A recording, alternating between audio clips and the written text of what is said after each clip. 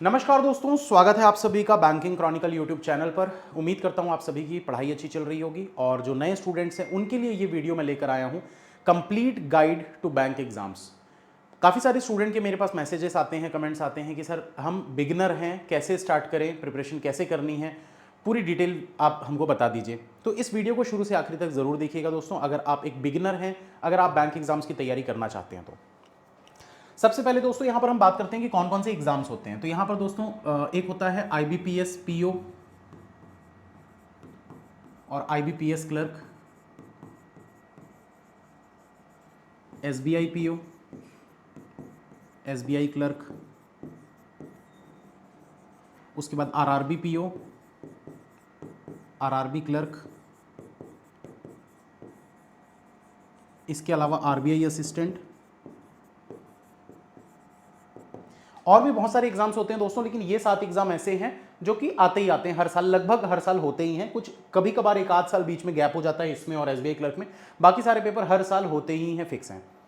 अब दोस्तों ये जो IBPS है ये कौन से बैंक होते हैं? तो ये नेशनलाइज्ड बैंक होते हैं। नेशनलाइज्ड बैंक मतलब जैसे कि bank of Baroda, Punjab national bank, तो इस टाइप के जो भी बैंक है, central bank of India, Canara bank, ये सारे बैंक जो हैं इसमें आते हैं। अगर आप IBPS PO, IBPS क्लर्क का पेपर देते हैं तो आप ये सब बैंक में सिलेक्शन ले सकते हैं। सैलरी की अगर बात करें दोस्तों, तो PO की जो सैलरी होती है किसी भी स्टेज में आप देख लो, मतलब RRB में, SBI में, IBPS में, तो जो सैलरी होती है वो होती है 57,000 से लेकर 64,000 के बीच में। ये वेरी करता है आपकी ब्रांच कहाँ पर है और आप कौन से बैंक में, IBPS PO में हैं या RRB PO में है या SBI PO में है, तो इससे डिपेंड करता है कि आपकी सैलरी कितनी होगी। ठीक है, तो ये PO के लिए हो गया। क्लर्क की सैलरी की बात करें दोस्तों, तो क्लर्क की सैलरी जो होती है वो होती है 30,000 से 35,000 के बीच में। ये क्लर्क की सैलरी होती है, डिपेंड करता है कि आप कौन से वाले क्लर्क में हो। RRB क्लर्क में हो तो सबसे कम होगी, मतलब 2-3 हज़ार ही कम होती है, बहुत ज़्यादा कम नहीं होती है। RRB क्लर्क हो गया, SBI क्लर्क हो गया, IBPS क्लर्क हो गया, तो ये इसकी सैलरी होती है। अब बात करते हैं RBI असिस्टेंट की, तो RBI असिस्टेंट की भी लगभग इतनी ही सैलरी रहती है, थोड़ी सी ज़्यादा समझ सकते हो आप, 37K तक होती है ये। LIC असिस्टेंट की भी लगभग 37K के आसपास सैलरी होती है। अब बात करेंगे दोस्तों कि इसमें ये एग्जाम कौन कौन दे सकता है। तो ये जो भी एग्जाम्स है, बैंक में जॉब अगर आप चाहते हैं तो आपके पास क्या होना चाहिए? एक तो होना चाहिए आपके पास ग्रेजुएशन, आप ग्रेजुएट होने चाहिए। ठीक है, अगर आपका ग्रेजुएशन कंप्लीट नहीं हुआ है, आप एलिजिबल नहीं हो, लेकिन आप तैयारी स्टार्ट कर सकते हो। बहुत से students 3rd year 4th year में ही स्टार्ट कर देते हैं, जो कि बहुत अच्छी बात है। कुछ तो 1st ईयर 2nd ईयर से ही स्टार्ट कर देते हैं, वो भी बहुत अच्छी बात है। तो आप ग्रेजुएट जब हो जाएंगे, ग्रेजुएशन आपका कंप्लीट हो जाएगा, तब आप इसके लिए एलिजिबल हो जाएंगे। मेक श्योर दोस्तों कि ग्रेजुएशन में आपका 60% हो। हालांकि ये जो क्राइटेरिया ये सिर्फ SBI में पूछा जाता है कि 60% से ऊपर है या नहीं है, लेकिन फिर भी 60% से ऊपर होगा तो बहुत अच्छी बात है, क्योंकि कोई भी एग्जाम्स में आप फिर मतलब एलिजिबल रहोगे जहां पर भी ये कंडीशन होती है। ठीक है, तो ये 60% मेक श्योर कि इतना आ जाए ग्रेजुएशन में। इसके अलावा एज लिमिट की अगर बात करें दोस्तों, तो एज लिमिट जो है वो 21 से 30 की रहती है PO में, और क्लर्क में रहती है 21 से 28। ठीक है, कुछ 1-2 केसेस में मैंने देखा था 20 से भी था। ठीक है, कुछ 1-2 केसेस में ऐसा हुआ था कि 20 से भी 28 था, तो ये मैक्सिमम लिमिट बता रहा हूं। सॉरी, तो ये जो है ये मैक्सिमम लिमिट है 30 और 28 की। PO के लिए 30 होती है और क्लर्क के लिए 28 होती है, जनरल कैटेगरी के लिए। अगर आप दूसरी कैटेगरी से बिलोंग करते हैं, SC ST PWD, जो भी अदर EWS और ये सब जो भी है, तो EWS में और ये SC ST में शायद मेरे ख्याल से 5 साल और 3 साल का रहता है। 3 साल रहता है OBS में, 5 साल रहता है SC ST में, ऐसा कुछ रहता है। OBC में रहता है, सॉरी, 3 साल, और SC ST में 5 साल होता है। तो ये हो गई एज लिमिट। ठीक है, इतनी एज आपकी होनी चाहिए, तभी आप इसके लिए एलिजिबल हैं। अब बात करते हैं दोस्तों इसके जो एग्जाम्स होते हैं, तो एग्जाम में पैटर्न क्या क्या पूछा जाता है। तो अगर मैं बात करूं यहां पर RRB PO क्लर्क की, तो इन दोनों का पैटर्न एक जैसा होता है। पहले मैं इसको समझा देता हूं। इसका जो पैटर्न होता है वो होता है, प्री की बात करते हैं। प्री होता है दोस्तों 45 मिनट का, जिसमें कि रीजनिंग के 40 क्वेश्चन पूछे जाते हैं और क्वांट के भी 40 क्वेश्चन पूछे जाते हैं। अब ये 40-40 क्वेश्चन यानी 80 मिनट, 80 क्वेश्चन जो हैं वो आपको 45 मिनट में कवर करने होते हैं, जितने भी ज्यादा आप बना सको। 80 क्वेश्चन का पेपर होता है 45 मिनट के लिए, इसमें कोई इंग्लिश वगैरह नहीं आती। प्री क्वालिफाई कर लेने के बाद दोस्तों इसमें फिर मेंस होता है। अब मेंस जो है वो दोनों में ही होता है, लेकिन PO में फिर इंटरव्यू भी होता है मेंस के बाद। तो मेंस की अगर बात करें तो मेंस का इसका जो सिलेबस होता है वो कैसा रहता है? मेंस में आपका जो रीजनिंग है, रीजनिंग हो गया, क्वांट हो गया, इंग्लिश या फिर हिंदी, दोनों में से आप कुछ भी एक ले सकते हो, ठीक है, इंग्लिश या फिर हिंदी। इसके अलावा जीके और कंप्यूटर। तो ये 5 सब्जेक्ट्स होते हैं। रीजनिंग की बात करी जाए तो 40 क्वेश्चन होते हैं 50 मार्क्स के, ठीक है। क्वांट की बात करें तो क्वांट भी 40 क्वेश्चन होते हैं 50 मार्क्स के। इंग्लिश हिंदी की बात करें तो 40 क्वेश्चन होते हैं 40 नंबर के।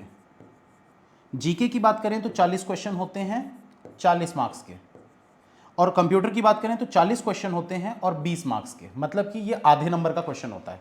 तो ये इसका मेंस होता है दोस्तों आरआरबी पीओ और क्लर्क का, ठीक है। ये दोनों का सिलेबस जो है वो बिल्कुल सेम रहता है, सिलेबस नहीं मतलब पैटर्न बोल सकते हैं, सिलेबस तो सारे एग्जाम का सेम रहता है, सिलेबस चेंज नहीं होता। सिलेबस के बारे में भी बताऊंगा मैं अभी आपको। तो ये हो गया। अच्छा, इसके लिए टाइम कितना मिलता है? तो इसके लिए टाइम मिलता है 2 आवर्स, 2 घंटे में आपको ये पूरा पेपर बनाना होता है। कोई भी सेक्शनल टाइमिंग नहीं होती है, लेकिन सेक्शनल कट ऑफ होते हैं, मतलब आपको इंडिविजुअली एक एक सब्जेक्ट को क्लियर करना पड़ेगा उसकी सेक्शनल कट ऑफ, तभी आप एलिजिबल रहोगे इंटरव्यू देने के लिए पीओ में और फाइनल सिलेक्शन के लिए आरआरबी क्लर्क में। इसका जो रिजल्ट होता है वो कब आता है? तो आरआरबी पीओ और क्लर्क की रिजल्ट की बात करी जाए तो 1 जनवरी को फाइनल रिजल्ट आता है इसका। 1 जनवरी हर साल इसका फाइनल रिजल्ट आता है। मेरा 2018 में आया था, दोनों में सिलेक्शन हुआ था, ठीक है।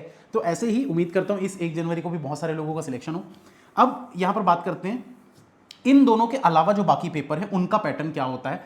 तो ये सारे जो भी एग्जाम्स हैं इन सभी का जो प्री होता है उसमें क्या होता है? प्री में क्वांट, इंग्लिश और रीजनिंग। तो क्वांट में 35 क्वेश्चन होते हैं, ठीक है, 35 मार्क्स के। इंग्लिश में 30 क्वेश्चन होते हैं 30 नंबर के। रीजनिंग में 35 क्वेश्चन होते हैं 35 नंबर के, ठीक है। तो ये टोटल पेपर होता है 100 नंबर का, 100 मार्क्स का, और इसके लिए आपको टाइम मिलता है सिर्फ 60 मिनट का। इसमें सेक्शनल टाइमिंग भी होती है, 20 मिनट आपको इसमें टाइम मिलेगा, 20 मिनट इसमें मिलेगा, 20 मिनट इसमें मिलेगा, मतलब 20 मिनट में आपको ये 35 और 30 क्वेश्चन बनाने होते हैं, जितना भी आप बना पाए। और सेक्शनल कट ऑफ आपको क्लियर करनी होती है। सिर्फ एसबीआई में सेक्शनल कट ऑफ नहीं होती, बाकी हर एग्जाम में सेक्शनल कट ऑफ होती है। क्यों नहीं होती वो रीजन देखेंगे। एसबीआई को छोड़कर बाकी जितने भी एग्जाम्स हैं सब में सेक्शनल कट ऑफ होती है। मतलब इंग्लिश में ऐसा नहीं है कि आप 0 लाकर सिलेक्शन ले सकते हो, मैथ्स रीजनिंग अच्छा कर लिए इंग्लिश में 0 आ गए, तो ऐसा नहीं होगा, आपको करना ही पड़ेगा। उसमें भी सेक्शनल कट ऑफ हो सकता है 2 नंबर जाए, 3 नंबर जाए, वो तो डिपेंड करता है। तो ये चीजें रहती है दोस्तों। प्री की बात हो गई, अब मेंस की बात करते हैं। तो मेंस का जो पैटर्न है वो थोड़ा सा डिफरेंट है, इसलिए मैं मेंस का पैटर्न अभी यहाँ पर नहीं बताऊंगा, क्योंकि हर एग्जाम में थोड़ा थोड़ा डिफरेंट होता है। जैसे आईबीपीएस पीओ, एसबीआई पीओ 3 घंटे का पेपर होता है, 3.5 घंटे का पेपर होता है। क्लर्क की बात करें तो 2 घंटे 40 मिनट का पेपर होता है। तो वो सबका अलग अलग बताने अगर मैं जाऊंगा तो वीडियो बहुत लंबा हो जाएगा। तो इंडिविजुअली उसके लिए मैं वीडियोस अलग बना के आप लोगों को बता दूंगा। अगर आप एक बिगिनर हैं और तैयारी करना चाहते हैं तो सबसे ज़्यादा फोकस आपको क्या करना चाहिए और शुरुआत कैसे करनी चाहिए वो भी मैं आप लोगों को बता देता हूँ। देखिए, सबसे पहली चीज़ तो ये है कि अगर आप कंप्लीट बिल्कुल जीरो से सारी चीज़ें सीखना चाहते हैं तो आप ये प्लस का सब्सक्रिप्शन, प्रीमियम सब्सक्रिप्शन ले सकते हैं, ठीक है। ये क्या है, यहाँ पर आप लोगों को इंडिया के बेस्ट टीचर्स के द्वारा पूरा बैंकिंग का सिलेबस कवर करवाया जाता है। इसमें दोस्तों मैं रीजनिंग पढ़ाता हूँ और डीआई पढ़ाता हूँ, आशीष सर क्वांट पढ़ाते हैं, कुश सर जीके पढ़ाते हैं और निमिषा मैम इंग्लिश पढ़ाती हैं। अब यहाँ पर आप 24 महीने का सब्सक्रिप्शन अगर लेते हैं तो ये मैं सजेस्ट आपको तब करूंगा जब आप या तो ग्रेजुएशन के फाइनल ईयर में हैं या 3rd ईयर में हैं, तो 2 साल का आप सब्सक्रिप्शन ले सकते हैं। डिस्काउंट के लिए AL10 ये कोड अप्लाई कर लीजिएगा तो आपको मैक्सिमम डिस्काउंट मिल जाएगा। अगर आप ऑलरेडी ग्रेजुएट हो चुके हो और तैयारी कर रहे हैं बस 2024 के लिए, मतलब नेक्स्ट जो भी पेपर्स आने वाले हैं उनके लिए, तो आप 12 महीने का भी सब्सक्रिप्शन ले सकते हैं। अगर आप इंडिविजुअल सिर्फ मुझसे पढ़ना चाहते हैं रीजनिंग और डीआई, जो कि मैं सिर्फ उनको सजेस्ट करूंगा जो ऑलरेडी बहुत समय से तैयारी कर रहे हैं, तो वो ये वाला सब्सक्रिप्शन ले सकते हैं इंडिविजुअल मेरे कोर्सेज का। इसमें सारे कोर्सेज आपको मिल जाएंगे 1 साल तक के और 2 साल तक के। अब बात करते हैं दोस्तों कि कौन से ऐसे सब्जेक्ट्स हैं जिन पे, सब्जेक्ट मतलब टॉपिक ऐसे हैं जिन पे आपको बहुत ज़्यादा फोकस करना है। तो पहले तो प्री की बात करते हैं दोस्तों, क्योंकि प्री ऐसी चीज़ है ये क्वालिफाई नहीं होगा तो मेंस आप दे नहीं सकते, और मेंस बहुत वास्ट है, ठीक है। तो मेंस की तैयारी तो आपको करते ही रहना है कंटिन्यू, लेकिन प्री बहुत ज़रूरी है। तो मैं प्री के हिसाब से अभी बता रहा हूँ, मेंस के हिसाब से नहीं बता रहा, क्योंकि हर एग्जाम अलग अलग देर का होता है, अलग अलग टाइमिंग का होता है, अलग अलग मार्क्स का होता है। तो अगर मैं प्री की बात करूँ तो प्री में आपको क्या करना है, देखिए इंग्लिश में आपको जो क्वेश्चंस पूछे जाते हैं तो उसमें कुछ ऐसे कॉमन क्वेश्चंस बता रहा हूँ जो आते ही आते हैं। जैसे कि सेंटेंस, मैं ऐसे ही बता देता हूँ लिखने से अच्छा, सेंटेंस इंप्रूवमेंट, ठीक है, एरर डिटेक्शन, एक पैसेज होता है जिसको हम आरसी बोलते हैं, रीडिंग कॉम्प्रिहेंशन, क्लोज टेस्ट होता है, कुछ गलत स्पेलिंग्स दी हुई होती हैं उनको इंटरचेंज करना होता है, ये वाला एक क्वेश्चन होता है, इसको क्या बोलते हैं, इसका नाम याद नहीं आ रहा है। इसके अलावा एक और होता है जिसको हम बोलते हैं क्लोज टेस्ट, हाँ पैरा जंबल, ठीक है। तो ये कुछ टॉपिक होते हैं जो इंग्लिश में पूछे जाते हैं। इसके अलावा और भी एक दो टॉपिक होते हैं बट मेजर टॉपिक्स यही हैं। अब फिलर्स वगैरह भी होते हैं, कभी कभार आ जाते हैं। इंग्लिश की बात हो गई, अब बात करते हैं क्वांट की। तो क्वांट में क्या करना होता है दोस्तों, आपके जो 35 क्वेश्चन होते हैं, इस 35 में से पीओ है तो 15 नंबर, क्लर्क है तो 10 नंबर का आपका डीआई आता है, 10 मार्क्स का आपका डीआई आता है। अब डीआई क्या होता है, डेटा इंटरप्रिटेशन। डेटा इंटरप्रिटेशन को हम बोलते हैं डीआई, ठीक है। बहुत इंपॉर्टेंट चीज़ है जो आपको करना है, मेंस में तो ये 20-30 मार्क्स के भी आते हैं। इसके अलावा इसमें अगर बात की जाए तो अर्थमेटिक आता है। तो अर्थमेटिक, बहुत सारे स्टूडेंट्स हैं जो अर्थमेटिक से डरते हैं, तो दोस्तों अर्थमेटिक करिए, सीखिए अच्छे से। आप सब्सक्रिप्शन अगर ले लेंगे तो उसमें तो आप सीखेंगे ही सीखेंगे। आशीष सर की पूरी क्लासेस आप देख के अर्थमेटिक सीख सकते हैं, बिल्कुल बेसिक से क्लासेस स्टार्ट हो चुकी हैं, ठीक है। तो अर्थमेटिक हो गया, अर्थमेटिक के 10 क्वेश्चन आते हैं लगभग। इसके अलावा नंबर सीरीज हो गया, अप्रॉक्सीमेशन सिंप्लीफिकेशन हो गया, ठीक है, अप्रॉक्सीमेशन सिंप्लीफिकेशन हो गया और क्वाड्रेटिक हो गया। बस ये टॉपिक होते हैं, ये 5 नंबर, ये 5 नंबर, ये 5 नंबर, 10 नंबर और ये वाला 10 नंबर। तो ये टॉपिक होते हैं जिनसे क्वेश्चंस पूछे जाते हैं एग्जाम में। कभी कभार एक इसको हटा देगा तो 5 यहाँ बढ़ा देगा, वैसे ही कुछ करता है, मतलब आते यही टॉपिक हैं। इतने टॉपिक आपको करने हैं क्वांट के लिए। अब रीजनिंग की बात करते हैं, तो रीजनिंग में सबसे मेजर जो है वो है पजल। पजल के बिना सिलेक्शन पॉसिबल नहीं है। पजल तो आपको करना ही पड़ेगा, बहुत इंपॉर्टेंट भी है, और 35 में से 20 नंबर के तो सिर्फ पजल ही आते हैं। 20 नंबर के तो सिर्फ पजल ही आते हैं। बाकी बचे जो 15 नंबर होते हैं दोस्तों, उसके लिए कुछ 3-4 टॉपिक होते हैं, जैसे कोडिंग डिकोडिंग हो गया, कोडिंग डिकोडिंग हो गया। इसके अलावा ब्लड रिलेशन हो गया, डायरेक्शन डिस्टेंस हो गया, ठीक है। इसके अलावा हो गया सिलॉजिज्म, इसके अलावा हो गया इनइक्वालिटी, ठीक है। इनइक्वालिटी के अलावा फिर और भी कुछ टॉपिक होते हैं छोटे मोटे, बट मेजर टॉपिक्स ये हैं। कुछ और जैसे कि number test, alphanumeric test and so on, बहुत सारी चीज़ें जो कि मैं आप लोगों को सारी चीज़ें बताते रहूँगा आगे क्लासेस में। तो ये टॉपिक होते हैं दोस्तों, इन टॉपिक पर आपको ध्यान देना है। अब स्टार्ट कैसे करना है तो मैं ये भी बता देता हूँ आप लोगों को। अगर आप सब्सक्रिप्शन लेते हैं दोस्तों, तो आपको बिल्कुल पहली क्लास से स्टार्ट करना है। ये मत सोचिए कि लाइव क्लास जो चल रही है उसको हमको पहले देखना है, वो तो देखना है, ठीक है, अगर आप टाइम निकाल पा रहे हो तो। शुरुआत से जो क्लासेस होती आई है ना, आपको शुरू से स्टार्ट करना चाहिए। पहली क्लास, दूसरी क्लास, तीसरी क्लास। अगर मान लीजिए आप जब ज्वाइन कर रहे हो तब तक 8 क्लासेस अगर हो चुकी हैं, तो आपको क्या करना है, 9th क्लास को तो देखिए, साथ में 8 क्लासेस को कवर करिए। या फिर 9th को भी छोड़ दो, 10th भी छोड़ दो, 11, 12, 12 क्लास तक सब छोड़ दो। 4-5 दिन का आपको समय मिलेगा, 4-5 दिन में बैठ के पूरी 12 क्लासेस देख लो। उसके बाद आप कंटिन्यू लाइव करो।